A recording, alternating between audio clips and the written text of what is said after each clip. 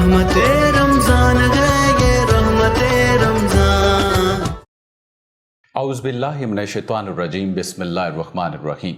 अस्सलामु अलैकुम तमाम देखने वालों को बरकतों और रहमतों के इस माह मुक़द्दस में, ये माह मुक़द्दस जो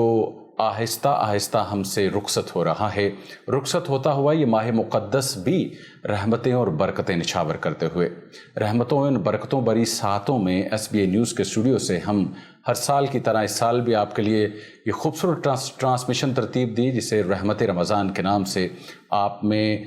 इस खूबसूरत ट्रांसमिशन में मुल्क नामवर उलमा इकराम, मुल्क नामवर सुना खान मुस्तफ़ा हमारे स्टूडियो में हम मदू करते हैं। कुछ सीखने और सिखाने का अमल इस पूरे माह मुक़द्दस में जारी सारी रहता है। यूँ तो ये माह मुक़द्दस हमारी तरबियत का महीना है और तरबियत के इस अमल से गुजरने के साथ साथ हम उन मौज़ूआत को डिस्कस करते हैं, उन मौज़ूआत पे बात करते हैं जो हमारी रोज़मर्रा की ज़िंदगी में हमारी अखलाकियात पे, हमारी इसके साथ साथ जो ज़िम्मेदारियाँ हैं, अल्लाह रब्बुल इज़्ज़त के जो हुकूक़ हैं और अल्लाह रब्बुल इज़्ज़त के जो अहकामात हैं, वो इस माह मुक़द्दस में हमें बड़ा सुनहरी मौका होता है। क्योंकि ये माह मुक़द्दस में इंसान सहर से लेकर अफ्तार तक भूखा प्यासा रहता है और भूखा प्यासा रहने के साथ साथ अगर वो अपने अल्लाह रब्बुल इज़्ज़त के बताए हुए अहकामात पे अमल भी करता रहेगा तो उसका भूखा प्यासा रहना किसी मानी में होगा। हरगिज़ ये चीज़ अल्लाह को कबूल नहीं कि वो इंसान सुबह से शाम तक भूखा प्यासा रहे, गीबत भी करे, झूठ भी बोले, नाप तोल में कमी रखे और अपने मामलात को आम दुनियादारी की तरह उसी तरह से तरतीब देता रहे, तो उस भूखे प्यासे रहने का कोई फ़ायदा नहीं। ये माह मुक़द्दस अल्लाह रब्बुल इज़्ज़त का एक इनाम महीना है। ये इनाम महीना जो हमें हमारी ज़िंदगी में आता हुआ, खुश नसीब हैं वो लोग, ये जुमला मैं अक्सर औक़ात अपनी इस ट्रांसमिशन में बार बार दोहराता हूँ, खुश नसीब हैं वो लोग जिन्होंने इस माह मुक़द्दस को पाया, इसकी अहमियत, इसके राज और रमूज़ को समझा, समझने के बाद क़याम किया, तलावत की, झूठ से बचे, गीबत से बचे, नाप तोल से बचे, बीमार की इयादत की और किसी की दाद रसी की। यही मेरे अल्लाह रब्बुल इज़्ज़त का फरमान है और यही काम है। ये बेसिकली हमारी तरबियत का महीना है। और एक जुमला जो मैं अक्सर औक़ात ये भी कहता हूँ कि दुनियादारी के मामलात में हम इस कदर महव और खोए होते हैं, कहीं ना कहीं उससे राब्ता डिस्कनेक्ट हो जाता है। तो ये माह मुक़द्दस वो कितना गफ़ूर रहीम है जो अपने बंदे के साथ इस राब्ते को बहाल करने के लिए माह मुक़द्दस देता है। उस माह मुक़द्दस के तोफ़ैल वो राब्ता बहाल करने का ज़रिया है। राब्ता बहाल होता है, सुबह से लेकर शाम तक आप इबादत में मशगूल हैं, आप कोशिश करते हैं कहीं ना कहीं से, यकीन कीजिए मैंने झूठ नहीं बोलना, हाँ मैं रोज़े से हूँ, ये जिस अमल से जब हम गुजरते हैं तो ये है 30 दिन का हमारा एक प्रैक्टिकली हमारा जो है वो सेशन चल रहा होता है। इस सेशन को जब हम गुजारते हैं तो बाकी मानदा जो 11 महीने हैं वो यकीन कीजिए जब इन चीज़ों पे अमल करते जाएंगे तो अल्लाह रब्बुल इज़्ज़त की ज़ात उसमें आसानियाँ फरमाती जाएंगी। तो ये माह मुक़द्दस, इसमें दुआ भी है, इसमें ज़िक्र भी है, इसमें गिरियाज़ारी भी है। तो दुआ जो है वो किसी भी इबादत का मकसद है, जिसे कहा जाता है कि जब आप दुआ करते हैं तो जब हाथ उठते हैं तो एक बहाना है, लेकिन वो दुआ जो है अपने अल्लाह से मुआफ़ी मांगने का जो है वो जो बीच में आपकी इबादत के बीच में जो अमल है, ये अल्लाह को जब आप दुआ करते हैं, हमारी कोई भी मुश्किल है, हमारी कोई भी परेशानी है, हम अपने गुनाहों की मुआफ़ी तलब करते हैं, वो बड़ा गफ़ूर रहीम है, वो तो बस अपने बंदे का मुंतज़िर रहता है। आज भी हम बात करेंगे दुआ के मौजू पे, दुआ की फ़जीलत, अहमियत पे हम कुछ मज़ीद रोशनी डालने की कोशिश करेंगे। ये खूबसूरत ट्रांसमिशन आप तक पहुँचाने के लिए में तावन हासिल है सेठीज़ लाइफस्टाइल स्टोर्स, पंखों की दुनिया के खुर्शीद फ़ैन, जबले नूर cloth house, care and hope माजूर बच्चों का खूबसूरत इदारा जहां पे उन्हें पढ़ना, बोलना, चलना, बैठना सिखाया जाता है। आज हम बात करेंगे दुआ पे और हमारे साथ मौजूद हैं इलामा रेहान रशीद कादरी साहब। किबला बहुत शुक्रिया आपके वक्त देने का। इसके साथ साथ सुनाहान मुस्तफ़ा हमारे साथ मौजूद हैं, हाफिज़ अब्दुल वहीद साहब, आपका भी बहुत बहुत शुक्रिया। आज हम बात करेंगे दुआ पे। एक ऐसा मौजू है एक जिस पे हम पहले भी नशिस्त कर चुके, लेकिन हम चाहेंगे कि इस पे मज़ीद जो है वो बात करते रहे। कोई मोतक़िफ़ एतकाफ़ की नीयत से हमारी ख़वातीन बहनें घरों में हैं, हमारे भाई जो है मसाजिद में एतकाफ़ की नीयत से हैं, यकीनन वो महवे तिलावत भी हैं, फिर अल्लाह से मज़ीद रब्ता अपने कारोबारी मामलात को छोड़कर। तो मैं चाहूँगा कि दुआ की अहमियत आप बताइएगा कुरान और हदीस की रोशनी में हमारे तमाम। बिस्मिल्लाहिर्रहमानिर्रहीम, अल्हम्दुलिल्लाहि रब्बिल आलमीन वस्सलातु वस्सलामु अला अल मुरसलीन। मैं सबसे पहले शुक्रिया अदा करता हूँ SBA न्यूज़ का और आपका कि आपने मौका दिया कि मैं इस मौजू पे लबकुशाई कर सकूँ। جیسے کہ آپ نے انٹرو میں فرمایا کہ دعا اللہ رب العزت کا اپنے بندوں پر ایک خاص انعام و اکرام ہے. سبحان اللہ. کہ اللہ تعالیٰ نے اپنے بندوں کو اپنے ساتھ براہ راست کلام کرنے کے لیے ایک دروازہ کھولا ہو. کیا کہنا ہے. سبحان. کہ جب میرے بندے کسی مصیبت میں ہوں، پریشانی میں ہوں، تو وہ براہ راست مجھ سے کلام کر سکے. کیا کہنا ہے. اور اس کی اہمیت کا اندازہ اس بات سے لگایا جا سکتا کہ اللہ رب العزت نے اپنی لاریب کتاب قرآن مجید جب یہ بندوں کو عطا کی، جب اس کا آغاز کیا، تو آغاز کے اندر سب سے پہلا درس اللہ تعالیٰ نے اپنے بندوں کو دعا کا سکھایا. سبحان اللہ. کیا قرآن مجید ابتدا سورہ فاتحہ سے ہوتی ہے. اب سورہ فاتحہ بیسیکلی ایک دعا ہے جس میں اللہ تعالیٰ اس پہلی صورت میں اپنے آپ سے لوگوں کو مانگنے کا سلیقہ سکھا رہا. کیا کہنا کہ جب تمہیں کوئی ضرورت ہو، کوئی پریشانی ہو، کوئی حاجت ہو، اور جب تم میری بارگاہ میں اپنے ہاتھ دراز کرو، تم کس طرح مجھ سے طلب کرو. کیا کہنا. طریقہ یہ دیا کہ پہلے تم میری حمد و ثنا بیان کرو، میری کبریائی کو بیان کرو، اور پھر اس کے بعد مجھ سے طلب کرو. تو یہ میرا خیال ہے کہ دعا کی اہمیت پہ اتنی بین دلیل ہے کہ اللہ تعالیٰ پر انسان ہے. اب انسان کو اللہ تعالیٰ نے ہزارہا پہلوؤں پر رہنمائی دینی تھی، اس کو گائیڈ لائن دینی تھی، اور قیامت تک آنے والی انسانیت کے لیے اس کتاب کو ہدایت کا ذریعہ بنانا تھا. جب اس کتاب کو شروع کیا، شروع کرنے میں سب سے پہلا درس اللہ تعالیٰ نے انسان کو دعا کا دیا. سبحان اللہ. کہ میری بارگاہ میں دعا کرنی ہے، اور پھر دعا کس طرح کرنی ہے، باقاعدہ پورا اس کا روڈ میپ اور پورا ایک طریقہ اللہ تعالیٰ انسانیت کو عطا فرما دیا. اور اس کی اہمیت کی وجہ سے آقا علیہ السلام کی طویل کثیر احادیث ہیں. آقا علیہ السلام انس بن مالک کی حدیث کے راوی ہیں کہ آقا علیہ السلام نے فرمایا کہ جب تک اللہ پاک فرما رہا کہ جب تک میرا بندہ مجھ سے دعا مانگتا رہے گا، جب تک اس کے ہاتھ میری بارگاہ میں اٹھے رہیں گے، اللہ پاک نے فرمایا، آقا علیہ السلام نے خبر دی کہ اللہ پاک تب تک اس بندے کو معاف کرتا رہے گا. سبحان اللہ. اس کو بخشتا رہے گا. اور اللہ پاک نے فرمایا کہ مجھے اسے کچھ فرق نہیں پڑتا. کیا بنی آدم، اگر تیرے گناہ اتنے کثیر ہو جائیں کہ سارا آسمان تیرے گناہوں سے بھر جائے، میں پھر بھی تیرے گناہوں کو معاف فرما دوں گا، اور مجھے سے کچھ فرق نہیں پڑتا. اور پھر فرمایا بنی آدم، اگر تیرے گناہ اتنے کثیر ہو جائیں کہ ساری زمین یہ شرق سے لے کے غرب تک یہ کل زمین تیرے گناہوں سے بھر جائے، آلودہ ہو جائے، اور تو اس حال میں میرے پاس پہنچے کہ تو نے میرے ساتھ شرک نہیں کیا تھا، تو فرمایا میں تیرے سارے گناہوں کو معاف فرما دوں. سبحان اللہ. صرف ایک لیمٹ رکھی، ایک ریسٹرکشن لگائی کہ بس میری ذات کے ساتھ شرک نہیں کرنا، اللہ، کسی کو میرا شریک نہیں ٹھہرانا. اس سے نیچے تم جتنے بھی گناہ کر لو، جتنی میری معصیات کر لو، اگر تم خلوص دل کے ساتھ میری بارگاہ کی طرف پلٹ آئے، مجھ سے دعا کی، میں رب رحمان تمہارے سارے گناہوں کو معاف فرما دوں گا. سبحان اللہ. اور پھر آقا علیہ السلام نے اسی دعا کی اہمیت کے والے سے فرمایا، آقا علیہ السلام نے فرمایا کہ لا يرد القضاء الا الدعاء، کہ قضا تقدیر جو اللہ پاک نے ہمارے پیدا ہونے سے پہلے ہی لکھ دی ہوئی ہے کہ ہماری عمر کتنی ہے، رزق کتنا، اور کس طرح ہم زندگی گزاریں گے، میں وہ ساری تقدیر جو پہلے سے سیٹلڈ ہے، ریٹن ہے، صرف ایک چیز ہے جو اس لکھی ہوئی تقدیر کو بدل سکتی، میں الدعا، وہ تمہاری دعا ہے کہ اس دعا سے اللہ تعالیٰ تمہاری لکھی ہوئی تقدیر کو بھی بدل دیتا ہے. اور پھر دوسرے مقام پہ آقا علیہ السلام نے فرمایا کہ الدعاء مخ العبادہ، کہ دعا عبادت کا مغز ہے. یہ اب دیکھیں نا، اب یہ اتنا بڑا ہمارا وجود ہے 5-6 فٹ کا،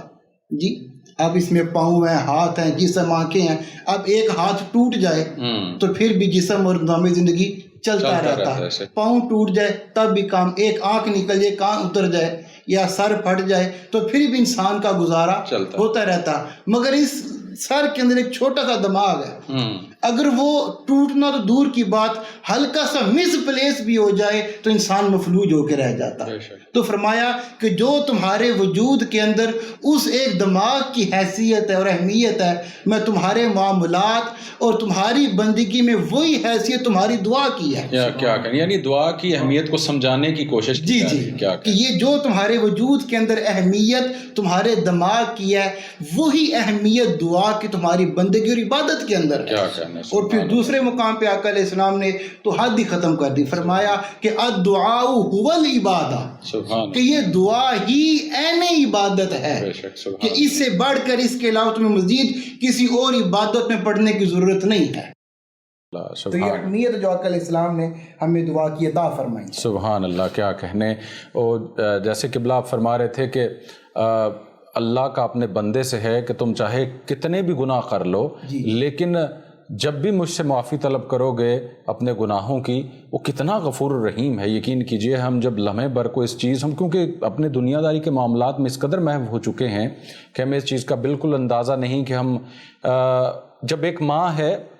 تو وہ اپنے بچے کے لیے کس قدر پریشان ہے، پورا دن اس کی بھوک پیاس کے لیے اپنی بھوک پیاس کو وہ بالکل سائڈ پہ کر دیتی ہے، تو وہ تو 70 ماؤں سے زیادہ پیار کرنے والا ہے، اور وہ اپنے بندے کو کیسے کسی مشکل میں ڈال سکتا ہے۔ آزمائش کا ذریعہ ہے، وہ آزماتا ہے یقیناً اپنے ان بندوں کو۔ جب وہ آپ اشفاق صاحب کہا کرتے تھے پنجابی کہ جدو تہاڈی ٹوٹ بھج ہونی ہوندی ہے تے اللہ دی ذات پاک وہ ٹوٹ بھج کر کے پھر اپنے طریقے نال اس بندے نو ترتیب دیندا ہے۔ کیا کہنے، دعا کی فضیلت اور اہمیت پہ ہم بات کر رہے ہیں۔ یہ خوبصورت ٹرانسمیشن آپ تک پہنچا رہے ہیں جی سیٹھی لائف سٹائل سٹورز، پنکھوں کی دنیا کے خورشید فین، جبل نور کلاتھ ہاؤس، کیئر اینڈ خوب کے تعاون سے۔ ایک مختصر سا وقفہ ہے، وقفے کے بعد حافظ عبد الوحید صاحب سناخان مصطفیٰ ہمارے ساتھ موجود ہیں، ان کی طرف بڑھیں گے، ہمارے ساتھ رہیے گا۔ رحمت رمضان ہے یہ رحمت رمضان۔ ایک بار پھر خوش آمدید کہیں گے تمام دیکھنے والوں کو رحمتوں رمضان کی ایک خوبصورت ٹرانسمیشن ایس پی نیوز کے اسٹوڈیو سے۔ میں ہوں آپ کا میزبان عرفان راجہ۔ برکتوں رحمتوں کا یہ ماہ مقدس جس آہستہ آہستہ اپنی منزل کی جانب جو رواں دواں ہے اور ہم سے رخصت بھی ہو رہا ہے، اور رخصت ہوتا ہے یہ ماہ مقدس جو ہے، جب آتا ہے تو اس کے استقبال کے لیے کیا اہتمام ہوتے ہیں۔ اور سب سے بڑی بات ہے اس ماہ مقدس کے مگر ایک ایک پہلو پہ، ایک ایک پوائنٹ پہ نظر ڈالیں تو ہر ایک پوائنٹ میں، ہر ایک چیز میں برکت ہے، رحمت ہے اور اطمینان ہے، سکون ہے۔ افطار کے وقت خوبصورت دسترخوان جو ہوتا ہے، یقین کہ جب شاید عام روٹین میں اس طرح کی وہ چیزیں ہماری دسترس میں یا پہنچ میں نہیں ہوتی، لیکن اللہ کا اپنے بندے کے لیے، روزہ دار کے لیے وہ نعمتیں ہیں۔ سحر کے وقت کیا خوب جو ہے اس کی بھی برکتیں، افطار کے وقت بھی خوبصورت برکتیں۔ ہمارے ساتھ موجود ہیں حافظ عبد الوحید صاحب، سناخان مصطفیٰ ہیں، ان کی جانب بڑھیں گے۔ السلام علیکم، بہت شکریہ آپ نے وقت دیا۔ آپ کا رمضان کیسا چل رہا ہے؟ الحمدللہ بہت شکریہ۔ میں چاہوں گا آپ ہدیہ عقیدت پیش کیجیے۔ میری الفت مدینے سے یوں ہی نہیں، میرے آقا کا روضہ مدینے میں ہے۔ میری الفت مدینے سے یوں ہی نہیں، میرے آقا کا مدینے میں ہے۔ میں مدینے کی جانب نہ کیسے کھینچوں، میں مدینے کی جانب نہ کیسے کھینچوں، میرا دین اور دنیا مدینے میں ہے۔ عرش اعظم سے جس کی بڑی شان ہے، روضہ مصطفیٰ جس کی پہچان ہے، روضہ مصطفیٰ جس کی پہچان ہے، جس کا ہم پلہ کوئی محلہ نہیں، جس کا ہم پلہ کوئی محلہ نہیں، ایک ایسا محلہ مدینے میں ہے، میرے آقا کا روضہ مدینے میں ہے۔ پھر مجھے موت کا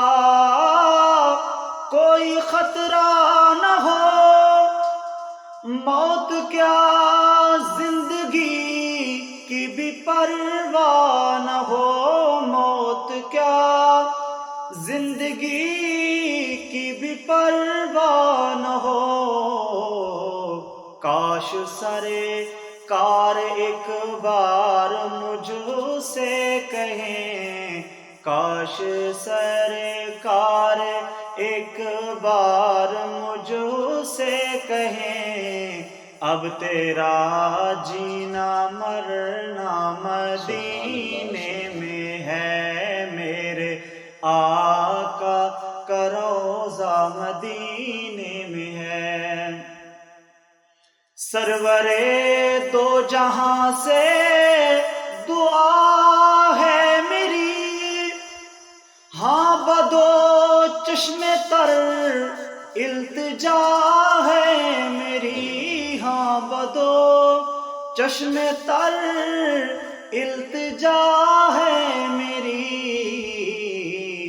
ان کی فہرست میں میرا بھی نام ہو، ان کی فہرست میں میرا بھی نام ہو،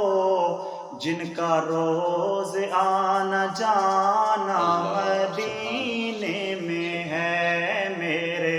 آقا کا روضہ مدینے میں ہے، میری الفت مدینے سے یوں ہی نہیں، میرے آقا کا روضہ مدینے میں ہے۔ اللہ کیا کہنے، حافظ عبدالوحید صاحب خوبصورت انداز میں خدیہ عقیدت پیش کر رہے تھے، اور یہ بھی ایک دعا ہی ہے، اور ہدیہ عقیدت بھی پیش کرے تو ساتھ ساتھ التجا بھی ہے، دعا بھی ہے، طلب بھی ہے، تڑپ بھی ہے، جو اس سناخان مصطفیٰ جو ہے وہ بیان کر رہے تھے۔ شاعر نے اپنی طرف سے اپنے عقیدت اور اپنی محبت کا اظہار کیا ہے، اور ہم بھی آج دعا کی فضیلت اور اہمیت پہ بات کر رہے ہیں۔ علامہ ریحان رشید قاضی صاحب فرمائیے گا،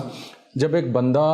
کسی بندے سے کوئی چیز مانگتا ہے یا مانگنے کے لیے کوشش کرتا ہے، وہ سوچتا ہے میں اس کے ساتھ کس طرح سے بات کروں،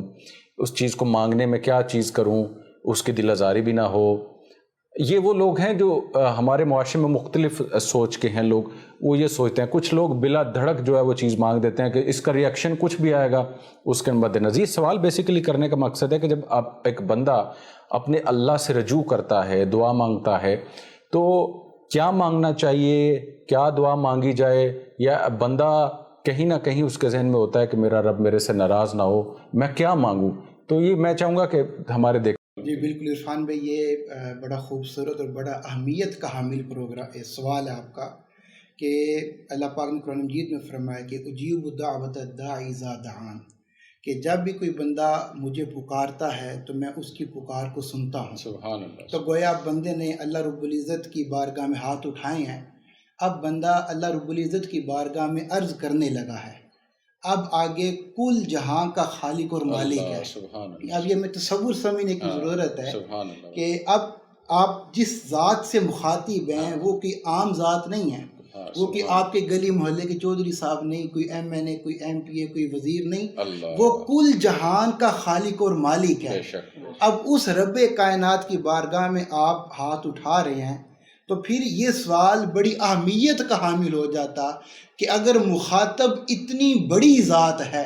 اتنی عظیم ذات ہے، تو یہ اس ذات کی بارگاہ کا تقاضا ہے پھر اس سے سوال بھی اس کی شان کے مطابق کیا جائے۔ سبحان اللہ۔ اب ہم چونکہ ہم چھوٹے لوگ ہیں، ہم چھوٹی سوچ کے مالک ہیں، ہم اس کی بارگاہ میں دعا کرتے ہیں تو ہم اپنی ذاتی اور دنیاوی حرص و لالچ کو لے کے بیٹھے رہتے ہیں، جی باری تعالیٰ ہمارا کاروبار بڑھ جائے، جی ہماری آمدنی بڑھ جائے، یہ ہماری مسائل ختم ہو جائیں، وہ چیز بڑھ دے، تو ہم دنیاوی معاملات میں اللہ رب العزت کی اتنی بڑی بارگاہ میں اس حقیر دنیا کو مانگنے کی تلاش میں لگے۔ اگر ہم یہ بھی التجا کرتے ہیں تو وہ ذات غفور الرحیم ہے، وہ یہ بھی عطا کرتے ہیں۔ نہیں بالکل، اس میں کوئی شک نہیں ہے کہ ہم کہنے کا مقصد یہ ہے کہ ہمارا اسپیسیفک ایک لمٹ ہے، ہم اس لمٹ میں رہ کے دعا میں، آپ تو چلے ایک واضح اس پہ بات کر رہے ہیں، لیکن میں اس بات کو مزید بڑھا رہا تھا کہ اگر یہ چیز بھی ہم رہ کے صرف ایک ہی مانگتے رہتے ہیں تو وہ بھی عطا کرتا رہتا ہے۔ نہیں بالکل ایسی، وہ اس کی شان کے شان لائق ہے نا جی، کہ جو اسے سوال کیا جائے وہ عطا کرتا۔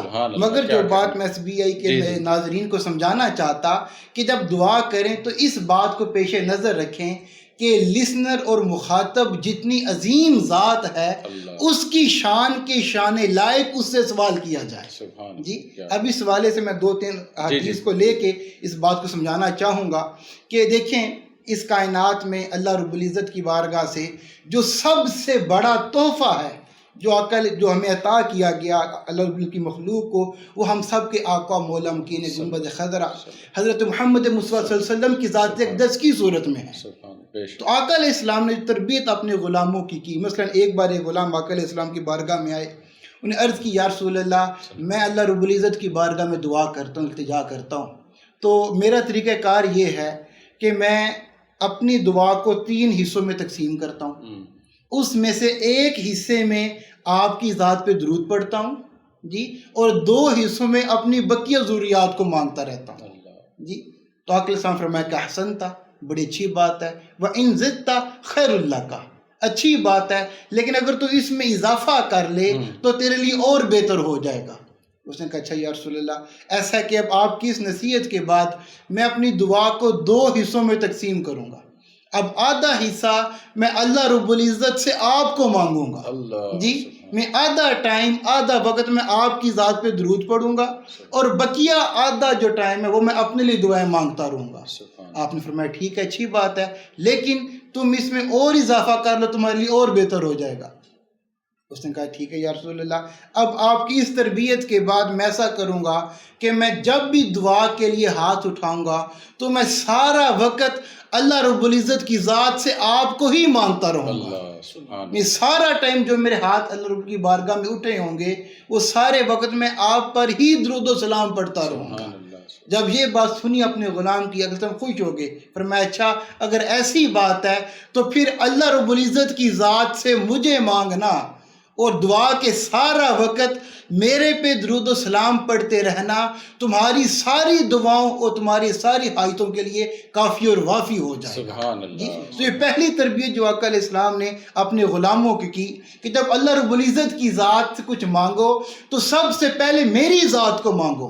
میری ذات کے تعلق کو، میری محبت کو اور میرے عشق اس کی بارگاہ سے مانگو۔ اور پھر دوسرے مقام پہ ایک روایت آتی ہے کہ ایک علیہ السلام بیٹھے ہوئے تھے، حضرت معاذ بن جبل آقا علیہ السلام کی بارگاہ میں آ گئے جی، جب آ کے بیٹھے آقا علیہ السلام نے حضرت معاذ بن جبل کا ہاتھ پکڑ لیا جی۔ تو اندازہ کریں کہ کتنی خوش بختی کی بات ہے کہ آقا علیہ السلام کسی غلام کا ہاتھ پکڑ رہے ہیں، آپ کا ہاتھ پکڑا اور کہا یا معاذ انی لأحبک، اے معاذ بے شک میں محمد مصطفیٰ تم سے محبت کرتا ہوں۔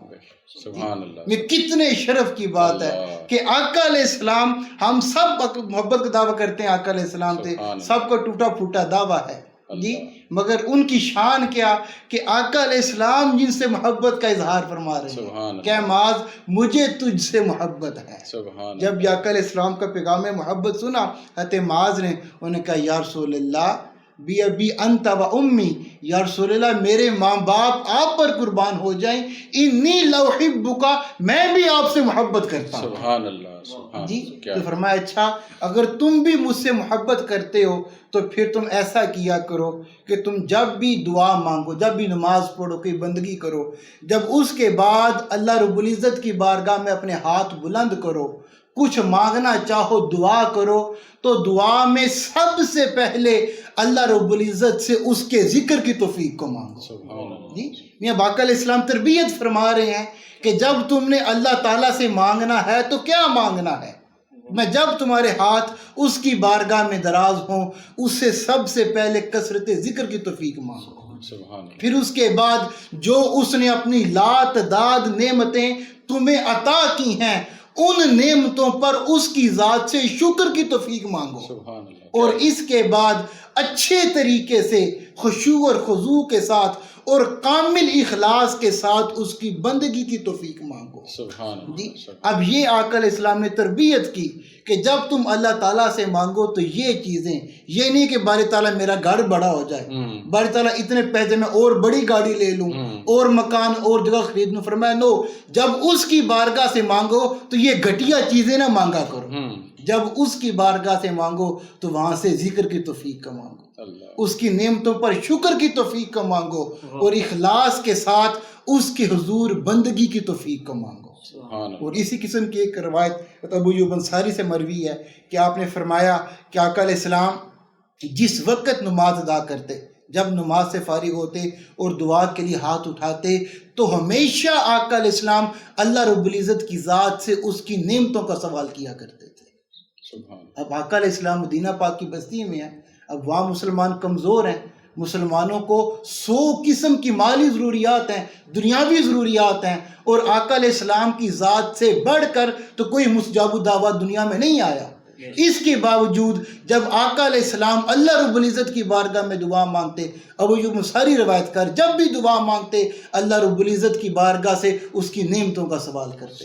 اس کی بخشش کا سوال کرتے کہ باری تعالیٰ ہم تیرے بڑے ناقص گناہ گار بندے ہیں، ہمارے گناہوں کو بخش دے، ہمیں بندگی کی توفیق عطا فرما۔ تو الغرض ان روایات جو بات جو ہمیں سمجھ آتی کہ جو تربیت اللہ اس کے رسول کی بارگاہ سے ہمیں کی گئی ہے کہ جب ہم اللہ رب العزت کی بارگاہ میں اپنے ہاتھ بلند کریں، دعا مانگیں، تو اس دعا میں اس دنیا کی، اس حقیر دنیا کی حقیر چیزوں کی بجائے آقا علیہ السلام کی طلب کریں، آقا علیہ السلام کی ذات کے محبت کو، ربط کو، تعلق کو مانگیں، اللہ رب العزت کی ذات سے اس کی بخشش کا سوال کریں، اس کی رحمتوں کا سوال کریں، اور خلوص اور کامل اخلاص کے ساتھ اس کے حضور بندگی بجا لانے کی توفیق کا سوال۔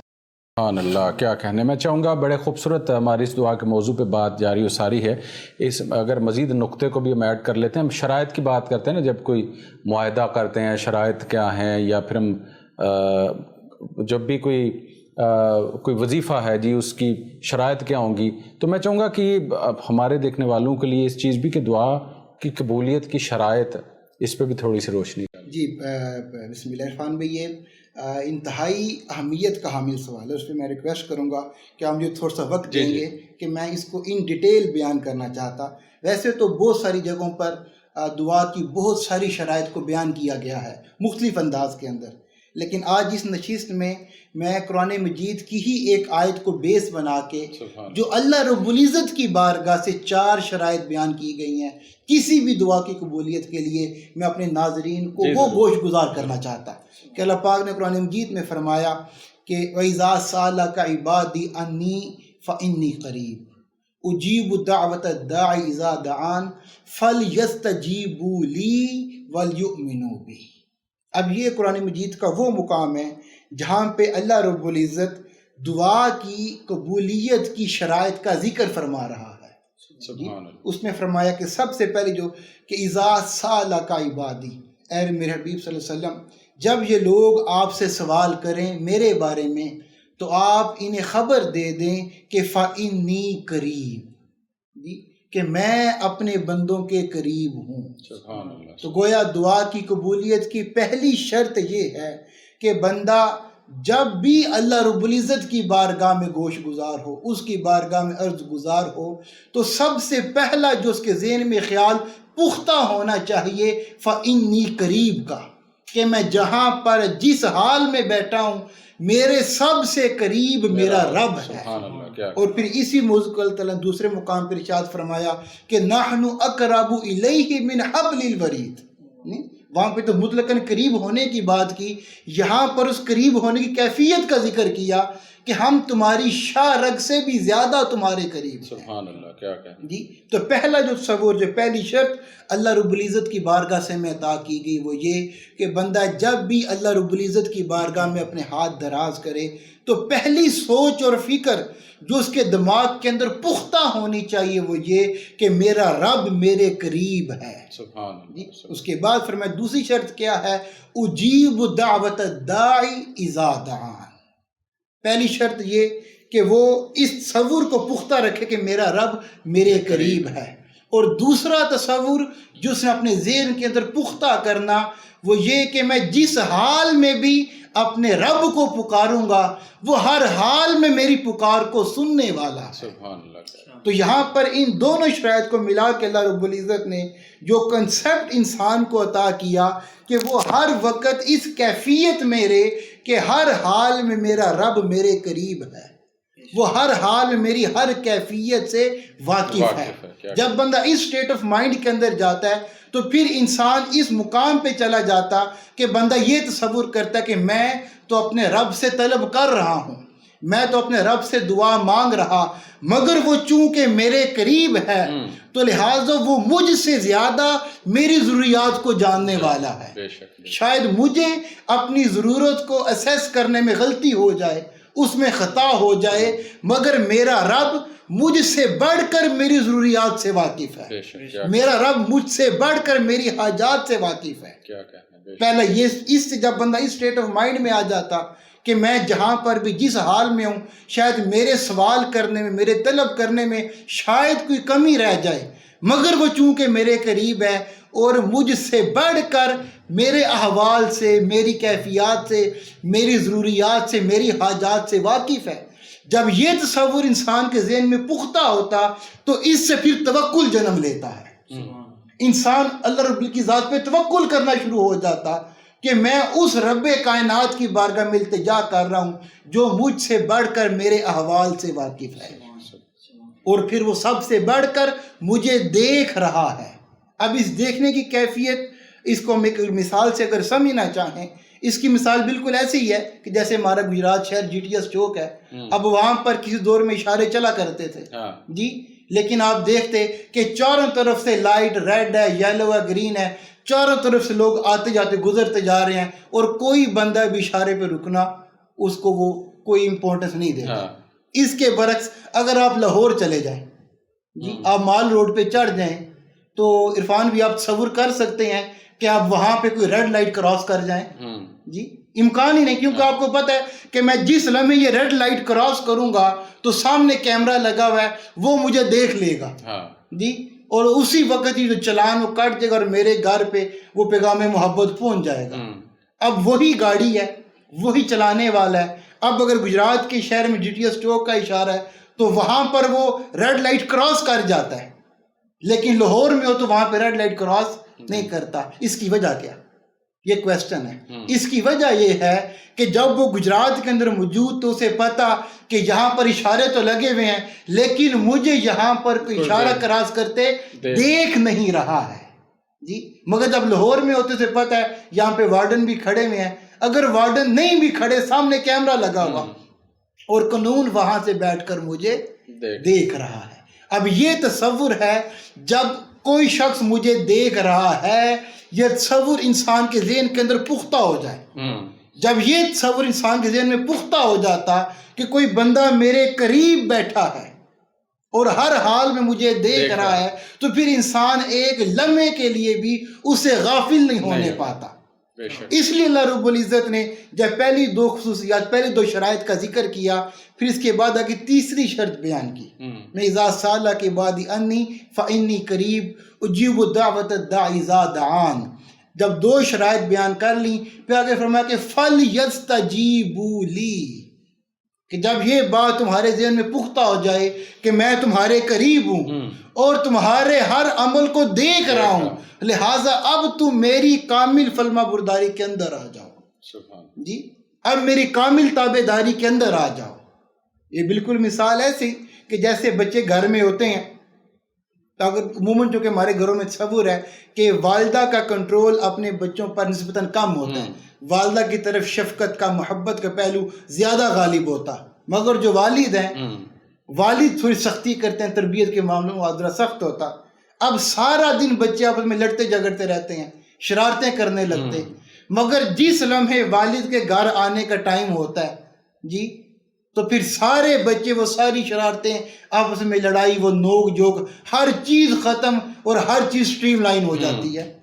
اس کی وجہ کیا کہ والد گھر کے اندر پہنچ جاتے، پتہ اب والد آ گئے ہیں، اب ان کی نگاہ ہمارے اوپر ہے۔ اب یہاں پہ اللہ رب العزت نے جو تیسری شرط فرمائی کہ فَلْيَسْتَجِيبُوا لِي، اب دیکھیں جو پہلی دو شرائط ہیں ان کا تعلق انسان کی سٹیٹ آف مائنڈ کے ساتھ ہے کہ اللہ رب العزت کو اپنے قریب جاننا ہے اور اس بات کا پختہ خیال کرنا ہے کہ میں جو کچھ کر رہا ہوں، میں جو کچھ اس کی بارگاہ میں پکار رہا، وہ میری ہر ندا کو سننے والا ہے۔ ان دو کا تعلق انسان کی سوچ اور فکر کے ساتھ تھا، اس کے خیال کی پختگی کے ساتھ تھا۔ اب دو شرائط کے ساتھ خیال کو پختہ کر کے تیسری چیز اللہ رب العزت نے انسان کی ایک فزیکل عمل کی لگائی ہے کہ جب یہ بات تمہاری سمجھ میں آ گئی کہ میں تمہارے قریب ہوں اور تمہارے ہر عمل کو دیکھ رہا، تو اب اس کے نتیجے میں تیسری چیز جو تمہارے اندر پیدا ہونی چاہیے وہ میری بارگاہ کی کامل فرما برداری ہے، وہ میری کامل اطاعت ہے کہ تم میری اطاعت کے اندر آ جاؤ۔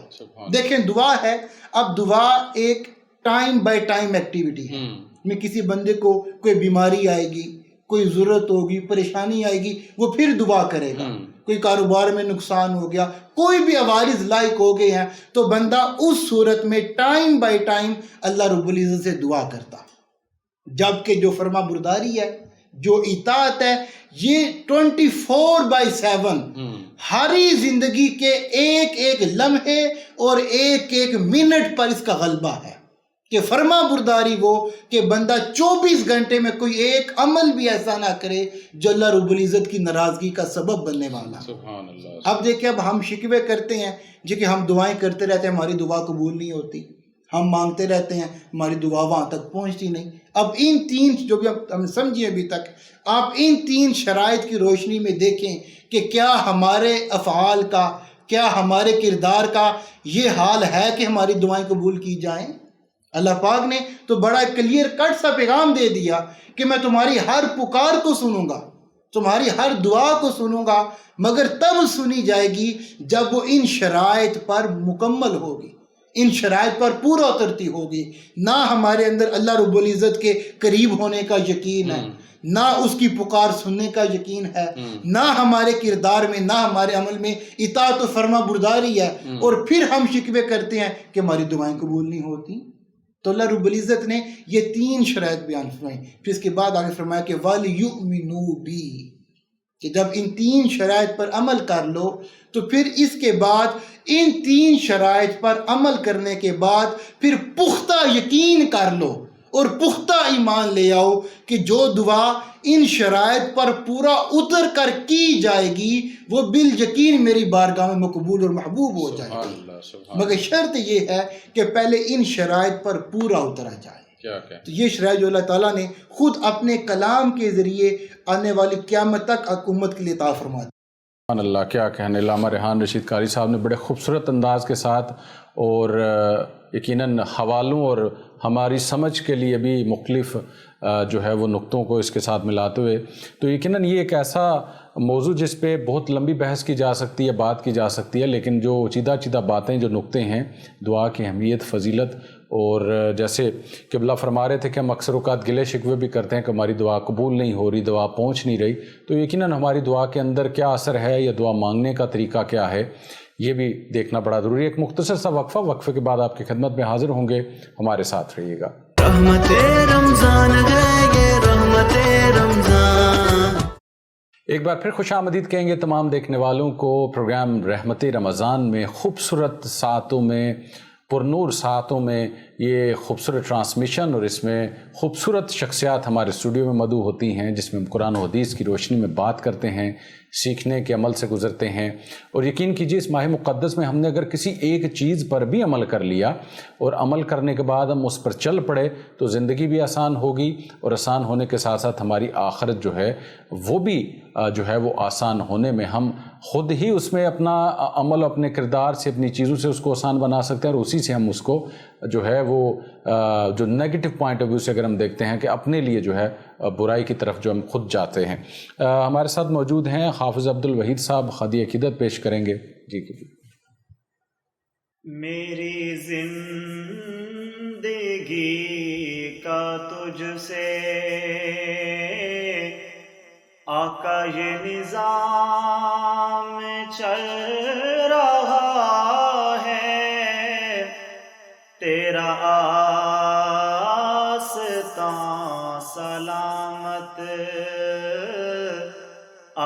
جی میرا کام چل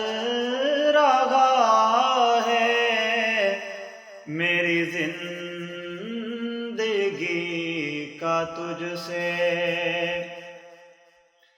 کسی وقت یا محمد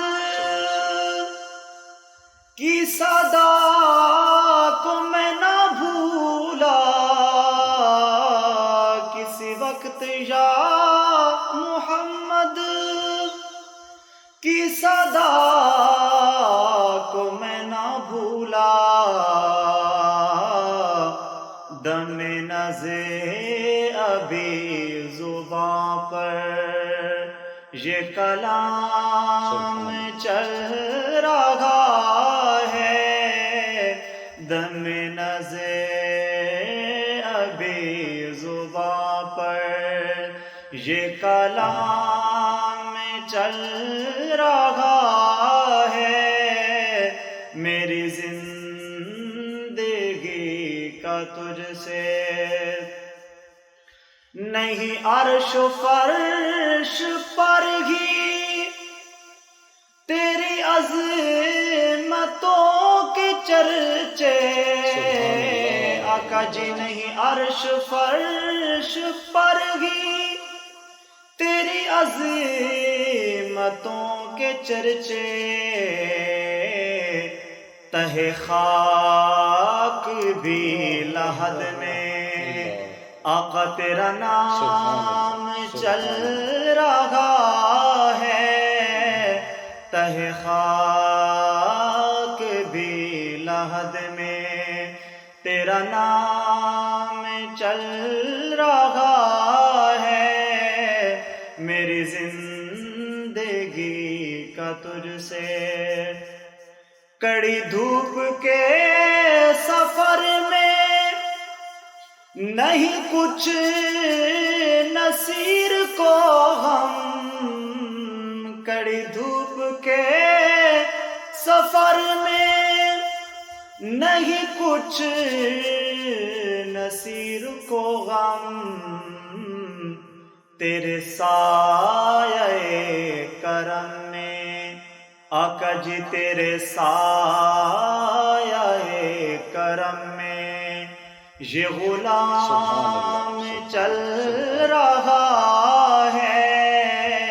تیرے سایہ کرم میں یہ غلام چل رہا ہے، میری زندگی کا تجھ سے۔ سبحان اللہ، ماشاءاللہ، کیا کہنے۔ علامہ ریحان رشید قادری صاحب آپ کا بہت شکریہ، حافظ عبدالوحید صاحب آپ کا بہت شکریہ۔ ناظرین، آج ہم نے بات کی دعا کی فضیلت اور اہمیت کے حوالے سے۔ اللہ رب العزت سے دعا ہے کہ ہمارا آج کا یہ بیٹھنا، اس موضوع پہ بات کرنا، جن لوگوں تک یہ پیغام پہنچے، اللہ رب العزت ہماری اس نشست کو قبول فرمائے، اور اس میں جو غلطی کوتاہی ہے اس کی ہمیں معافی کے طلبگار ہیں۔ یہ ماہ مقدس جو ہے برکتوں اور رحمتوں کا مہینہ ہے۔ اس ماہ مقدس کی راز و رموز کی میں اکثر اوقات بات کرتا ہوں، اگر ہم سمجھ گئے تو یقین کیجئے زندگی آسان ہے، اور اگر ہم سمجھ جائیں کہ رمضان المبارک کی کیا فضیلت اور اہمیت ہے، تو ہم یہ